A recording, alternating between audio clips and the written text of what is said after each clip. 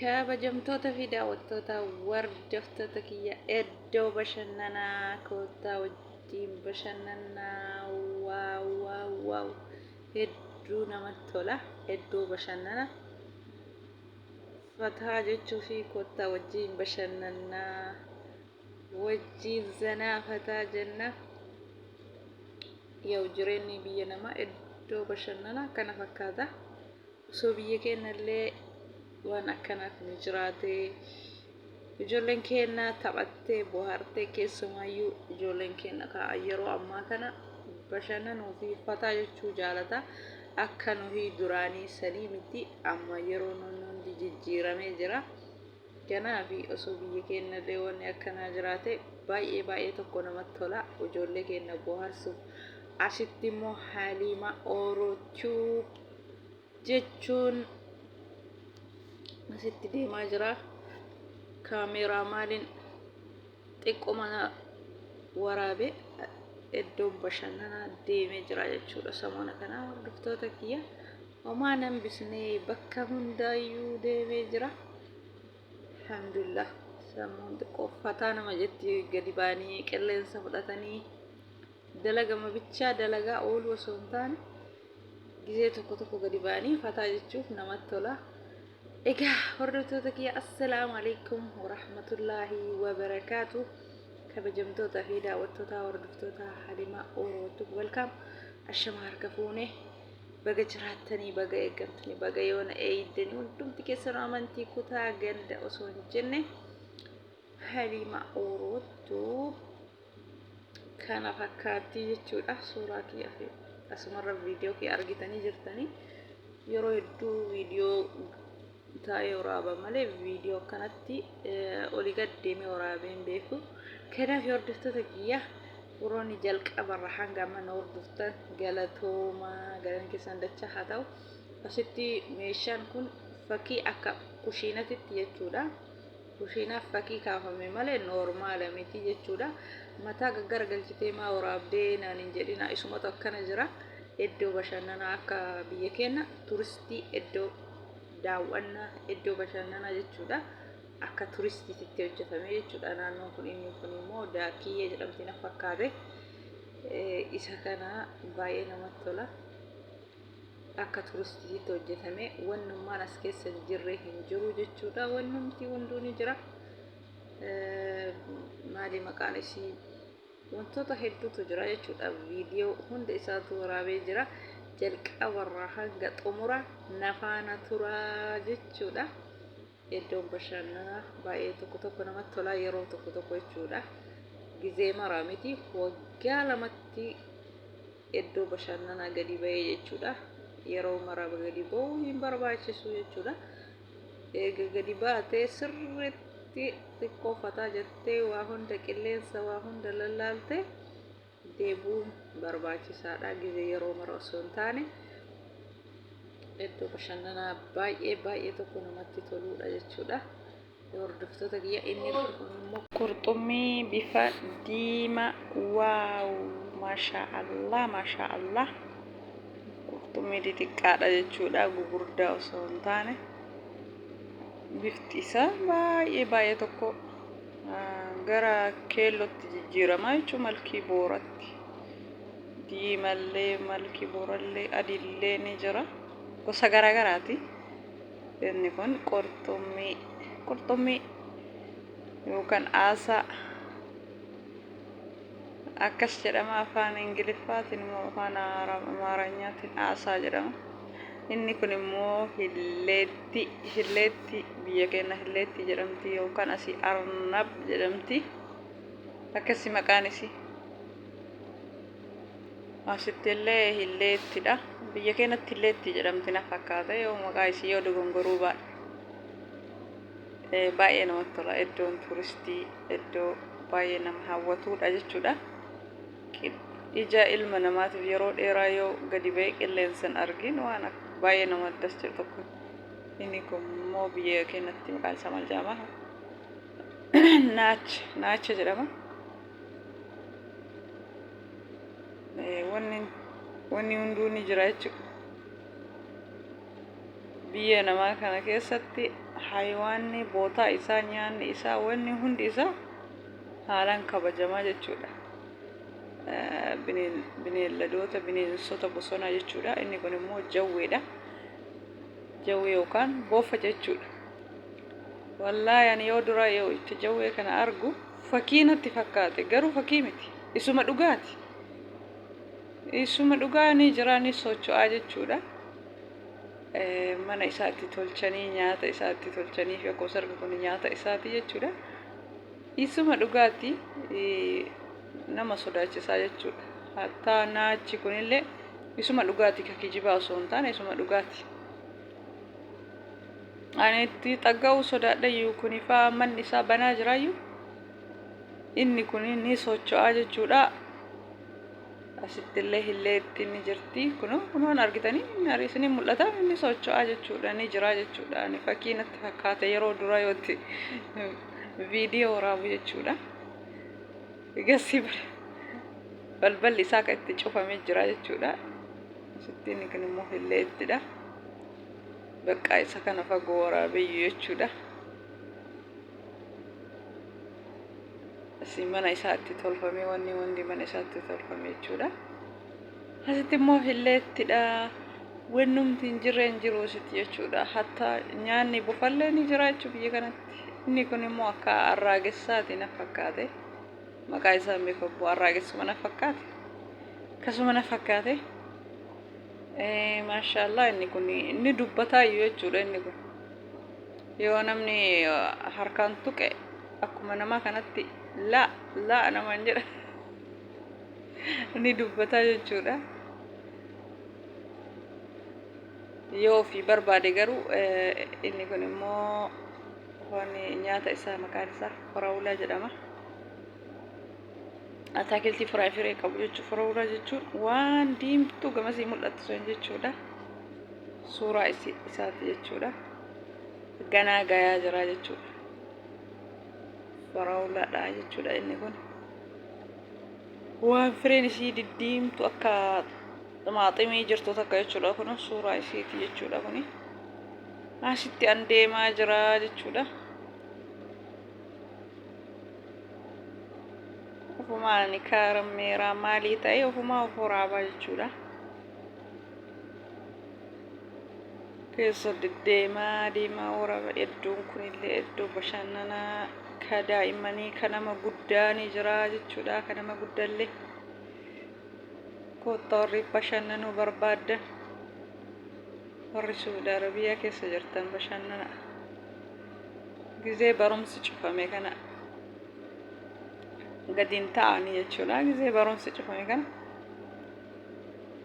barumsi isaanii yeroo cufamu mana ta'anii jechuudha isaan ja'a lama waan qabaniif.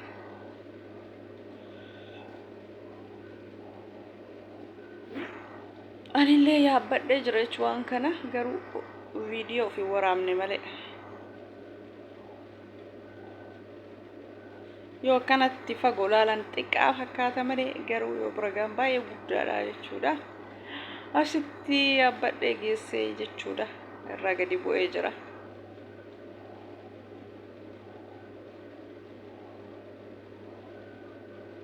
Gosoota hedduu jira jechuudha. Ka ol fagaatu jira. Ka makakkalanyaa ta'etu jira. Ka muluu samaa'itti ol fagaatutu jira. Ni baay'ee ol fagaatu sun baay'ee nama sodaachisaa jechuudha. As ka makakkalanyaa kana wayyaa jechuudha. Isa kana laalee jira jechuudha. Inni kun nama sodaachisa baay'ee tokko nama sodaachisa. Inni baay'ee ol fagaatu kun samii keessa malu ol fagaate jechuudha. Baay'ee tokko nama sodaachisa. Yeroo yaabbanne jedha. Inni kun ka daa'immaniiti jechuudha.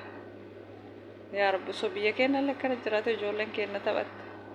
Inshallah jirgiza amma kana teknoolojii waa hedduu jijjiiramee jira. Biyyi keenya illee inshallah of duratti waan akkana kana osoo hojjetanii daa'imman keenya baay'ee bareeda. Daa'imman keenya kafataa jedhanii yeroo barumsi cufamee yeroo barumsi hin jirre gizee guyyaa lama irafti qaban osoo kanatti taphatanii baay'ee namatti tola.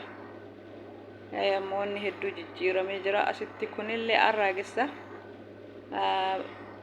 arragessi bakka badee keessa deemuu waan barateef itti cufaa kanan jaalatu dabbaramee jira. Takkaa keessaa baasanii eegas eessitti deebisanii balbala itti cufanii jechuudha. Baay'ee tokko aaree jira jechuudha. Balbala deebisanii itti cufanii yoo dura ala jira tureeyyu balbala itti cufnaan baay'ee tokko aaree bahuuf yaalaa jira jechuudha. Arragessi kareeffii saniin tokkuma ta'e inni kun daalacha kareeffii malkii biraati jechuudha. Kareeffii argisiisuma akkasiisan jechuudha. Inni kun xiqqaadha. Iddoon bashannanaa wanta hedduutu jira. Jalqabarraa hanga xumuraa yoo laaltan waan hedduu namatti toludha jechuudha. Warroonni Rabbiin isinii laaffisee jarri yeroo ofii gadi baatu isin wajjin gadi baatanii baay'ee silaa kana fataa jettanii takka manaayyuu naman baastu jechuudha.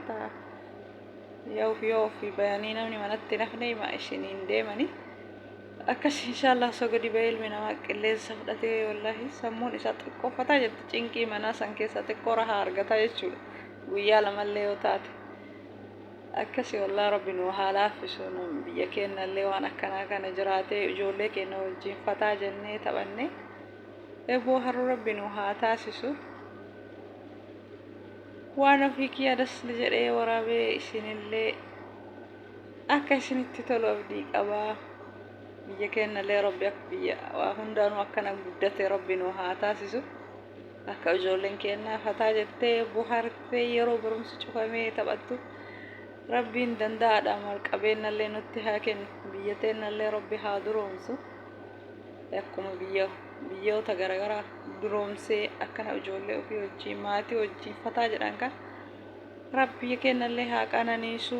Waa hundaanii jijjiirama teknooloojii bichaa miti jijjiirama uumamaraanu jijjiirama rakkataan hundi quufee uffatee gammadee jiraatu Rabbi nu haa taasisu inshallah.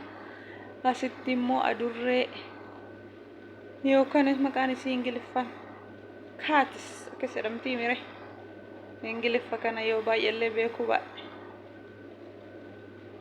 adurreen namni bitachuu barbaadan riyaala 1000 takka. Biyya kanatti adurreellee wuddiidha. Akkanatti birdilibsii afanii fi birdilibsii irra ciifti jechuudha.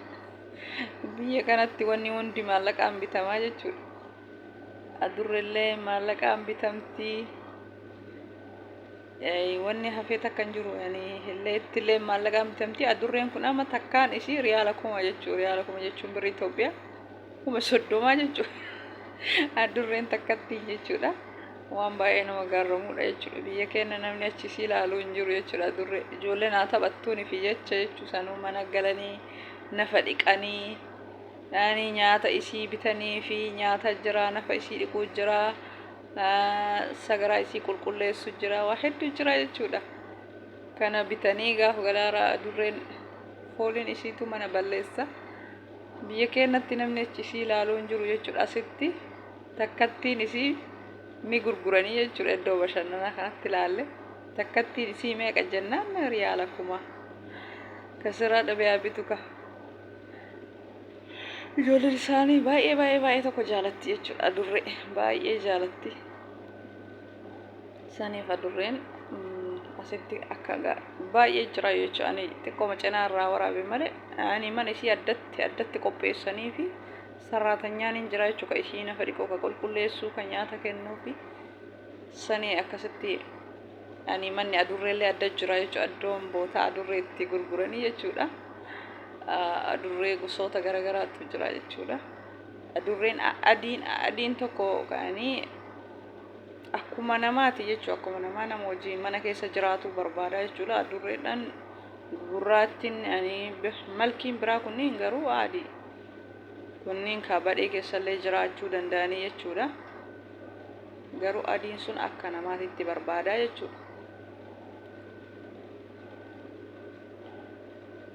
Kana fakkaatti adurreen babbareeddu.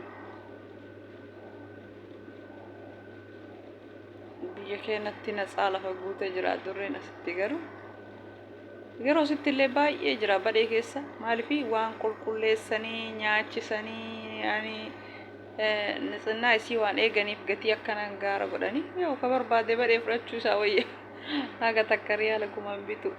Inni kun immoo qocaadha. Qocaa yookaan sulfaa jedhanii sila bada afaan biyya kanaatitti akkasuma qocaa du'a sitti muranii jennaani rabbi keessa jira ka jedhedha san isa kan isa san jechuudha qocalleen asitti akkanatti kunuunfamee manni isaa itti ijaarame jechuudha waan baay'ee nama gaarru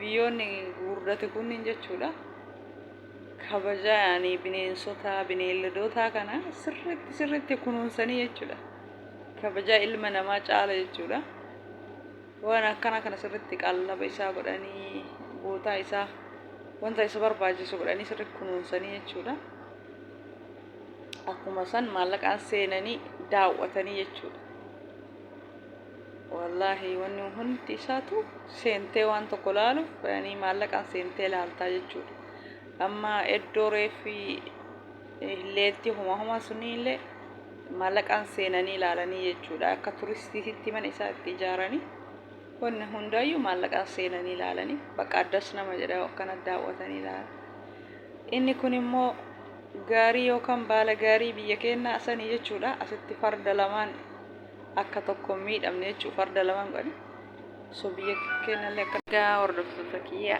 hedduu bashannana kana fakkaata baala gaariin biyya keenyallee ni jira as jechuudha baala gaarii dhaabi baala gaarii baala gaarii yaabbachuuf Itoophiyaa sanitti fakkaatinaa kun baala gaarii akka Itoophiyaa santu biyya kanallee jira jechuudha ittiin bashannanaaf qopheessanii jechuudha xiqqoo achiin deemee asiin deemee hojii guddaa hojjetaa jechuudha akkuma Itoophiyaa jira jechuudha waan hunduu waan baay'ee nama hawwatu tokko baay'ee namatti toludha baala gaariin keessumayyuu akkuma biyya keenya kana fakkaataa jechuudha waan adda addaatiin miidhagsanii akka aduun nama hin gubne yaani akkuma makiinaatti tottolchanii yaani bareechanii haala ajaa'ibaa ittiin dalaganii jechuudha waan baay'ee nama hawwatu iddoon bashannanaa kana fakkaata qilleensa fudhattu xiqqoo sammuun kan kee